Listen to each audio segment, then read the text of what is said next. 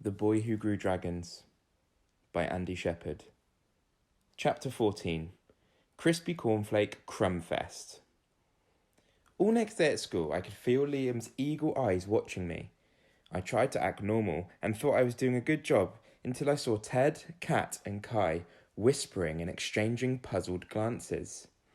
Maybe I was getting normal wrong, or maybe I was being too normal. Was that even a thing? I didn't have the brain power to work it out. My head was already full of Flicker and wondering what a mess I was going to find when I got home at the end of the day. That afternoon it wasn't just Flicker who'd made a mess though. I came into the kitchen and found Lolly covered in crispy cornflake crust. My feet crunched across the carpet of rice. Mum was sweeping cereal and dried pasta into little mountains. A river of yoghurt flowed between them with splashes of ketchup along its banks. Lolly was sitting in the middle of the scene, waving a picture at me. I only left her for a minute, Mum sighed. I'd rather hoped we'd be over the painting with food stage. Lolly pointed to the mess on the paper and beamed. Yeah, I said. Great work, Lolly. She frowned, looked at the picture and turned it the other way up. Then flapped her arms and made a roaring noise. I want you to pause here. What do you think Lolly has drawn? Now, I'm not sure if anyone else would have seen what I saw in her artwork, but then Lolly and I were the only ones who knew that there was a dragon living upstairs. Suddenly, I could make out the ketchup flames and the scaly pasta wings and the gluey raisin eyes she dipped in glitter. She'd made dragons, and lots of them. She waved it at me again, and I took it from her. Thanks, Lollybob, I whispered. I'm sure he'll love it. And he did. After I pinned it to my wall, Flicker curled up in front of the picture and stayed there, rumbling with contentment. Meanwhile, I cleared up all the lurking poos and hid at yet another shredded pillowcase.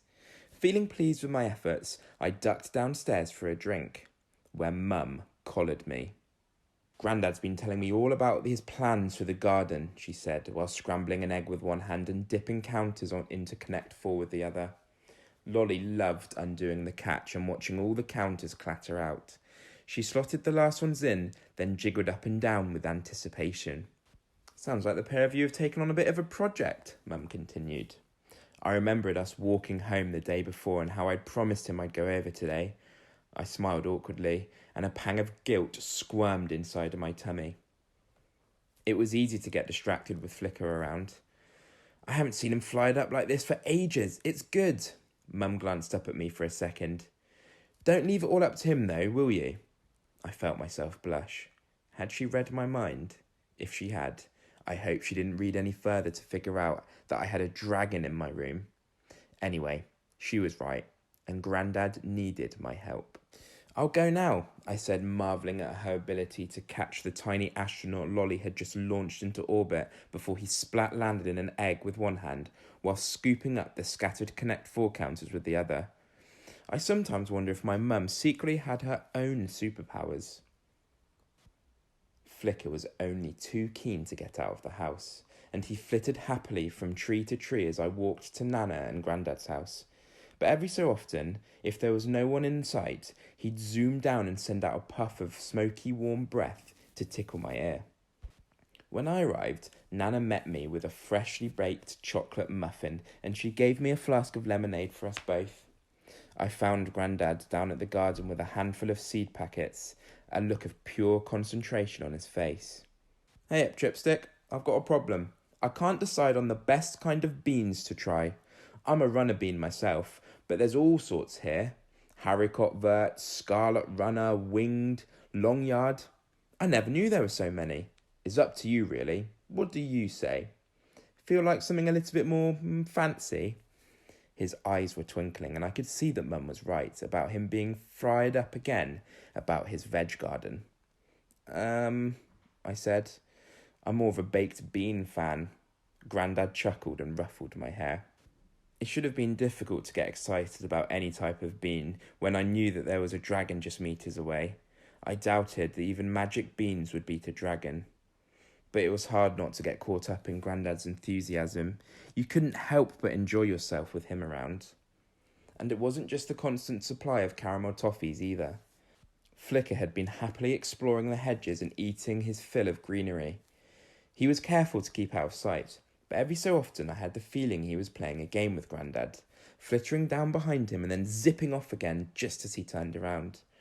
Eventually, I saw the bright shine of his scales dim a little, a sign he was getting tired, and he disappeared among the cactus-like arms of the dragon fruit tree.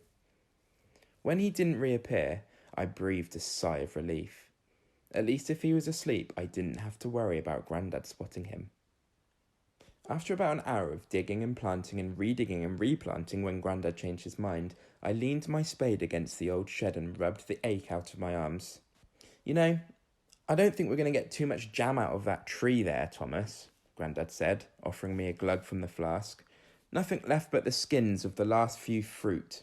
Reckon the squirrels must have got 'em. And I've not seen hide nor hair of any more fruit. You sure we shouldn't just pull that old thing out?" I leaped up and spluttered through the mouthful of lemonade. "No, we can't. I'm sure there'll be more."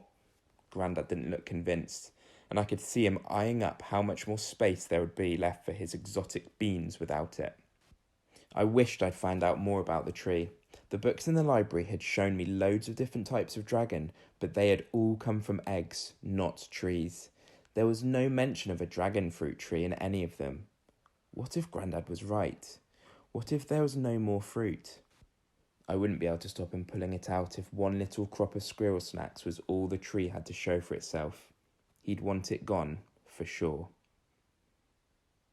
Chapter 15 is called Bingo.